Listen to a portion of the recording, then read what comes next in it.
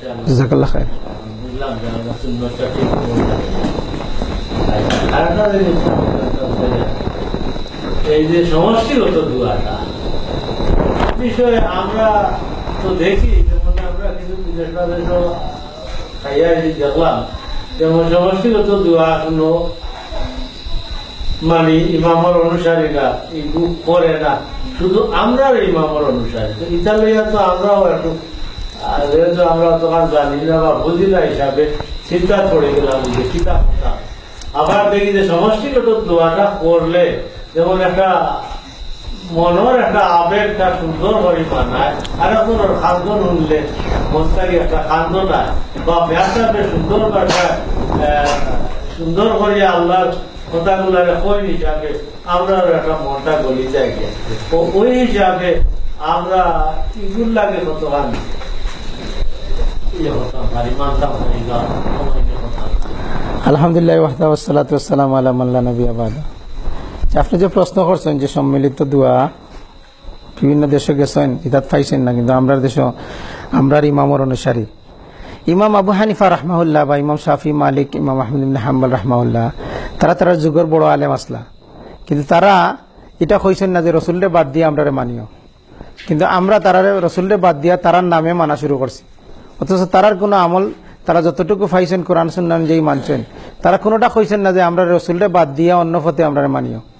এটা ইমাম আবু হানিফা রাহমাহুল্লাহর অনুসারী হইয়া আপনি যেটা কইছেন যে আমরা সমাজও সম্মিলিত দোয়া করা হওয়ার, এই তত্ত্বই লোক ভুল। ইমাম আবু হানিফা রাহমাহুল্লাহ এটা কইছেন না, এবং হানাফি মাযহাবের অনুসারী সবাই এটা করে না। আপনি যদি দেখেন বাংলাদেশের সবথেকে বড় কওমি মাদ্রাসা হাটাজারি মাদ্রাসা, মুফতি শফি সাহেব আপনারা সবাই জানেন হেফাজতে ইসলামের আন্দোলন করার কারণে সবার কাছে পরিচিত।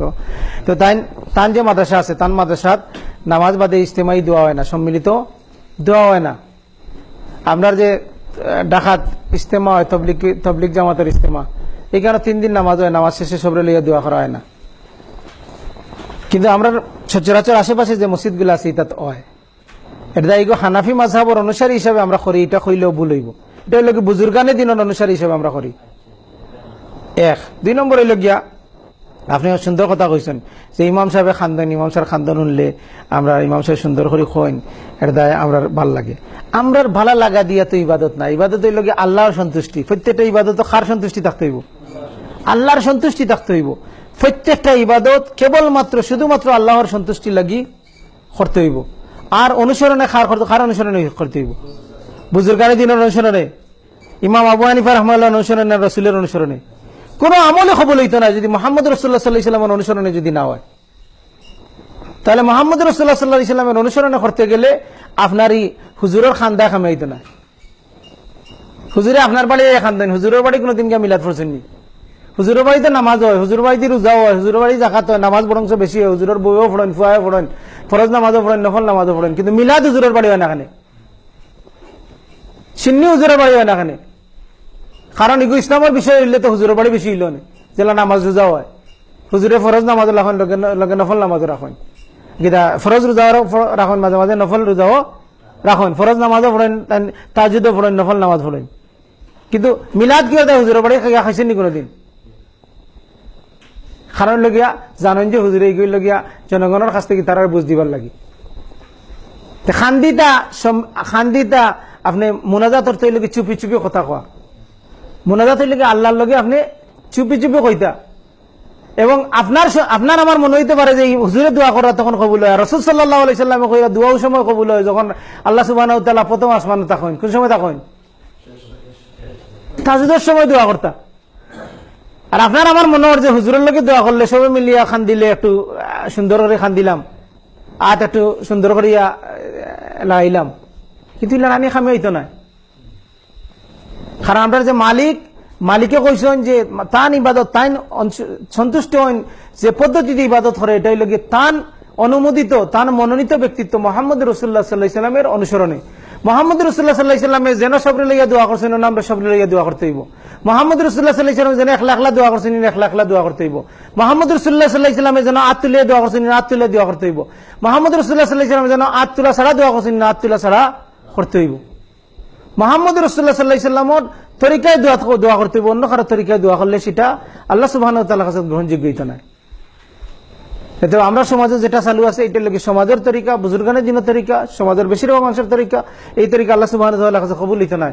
আল্লাহ সুবহানাহু ওয়া তাআলা কই দিছেন সূরা আনআম 116 নম্বর আয়াত, মাঝে তুমি যদি বেশিরভাগ লোকের অনুসরণ করো, ওয়া ইন তুতি আকসারা মান ফিল আরদি ইদিল্লুকা আন সাবিলিল্লাহ, তুমি যদি বেশিরভাগ মানুষের পথে চলো তাহলে আল্লাহর রাস্তাতে গুমরাহ হয়ে যাবে। আর সূরা মুহাম্মদের যে আয়াত হইলাম, যে আল্লাহ আরো অসংখ্য আয়াত আল্লাহ সুবহানাহু ওয়া তাআলা কইছেন যে আমল কবুল হইতো না, আমল গ্রহণযোগ্য হইতো না। রাসূল নিজে কইছেন যে আমল করব আমার অনুসরণ হইতো না, এটা গ্রহণযোগ্য নয়। এখন আপনি যত সুন্দর খান্দা হোক না খানে, যত সুন্দর আপনার হোক না খানে, এই আমলটা গ্রহণযোগ্য হইতো না।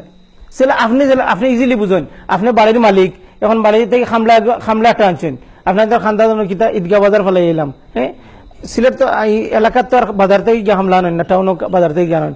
আপনার এলাকাত বালা একটা খামলারে আনলা, আনিয়া দিয়া খামলা লাগাইয়া দিয়া কইলা যে আচ্ছা তুমি বাসার বাস খাটো চাই, ফাঁকনা ফান্না বাস থেকে কেমন খাটো, আর আপনি কইলা যে আচ্ছা আমি একটু বাজার থেকে যাই। আপনি বাজার থেকে ইয়া দেখলা হে খাটছে, এমন খাটা কাটিছে, ফাঁকনা গো কাটিছে, খাঁচাটাও কাটিছে, খরিলো কাটি ফেলাইছে, আপনি খুশি হইবা না বেজার হইবা? কেউ দা বেজার হইবা? কম করছে না বেশি করছে? খাম বেশি করছে, সময় বেশি লাগছে না, কষ্ট বেশি লাগছে। আপনি তো খুশি থাকতে আসলে, বেটা আসতাম থোড়া কাম করবার লাগে, বেটা বেশি করে দিছে, খুশি না? এখানে আপনি মালিক, আপনার খামলা আইছে, খামলায় আপনার কথা মতো করতো না হেতার কথা মতো করতো? তা আমরা এলাকি গুলাম, আর আমরা রব এলাকি আল্লাহ সুবহানাহু ওয়া তাআলা। রবে কইয়া দিছেন যে আমার কাছে কোনো আমল গ্রহণযোগ্য হইতে হইলে আমার রাসূলের তরিকা হইতে হইব। এখন আমরা কইয়া না রাসূলের তরিকা থেকে আমরার তরিকা বলা, আমরা বুজুর্গানের দিনের তরিকা বলা, তখন আপনি বুজুর্গানের দিনের তরিকা করলে এটা আল্লাহ সুবহানাহু ওয়া তাআলার কাছে কবুল হইতো না। এই সত্যটা আপনি আমার উপলব্ধি করতে হইব, এটা ত্যাগ করতে হইব, এই সত্যটা উপলব্ধি করতে হইব, এটা ত্যাগ করতে হইব, সুন্নতি তরিকার কাছে ফিরিয়ে দিতে হইব, নাইলে আমরা দুনিয়া অকল্যাণ হইব, আখিরাতেও অকল্যাণ হইব। আল্লাহ সুবহানাহু ওয়া তাআলা বুঝার তৌফিক দান করুক।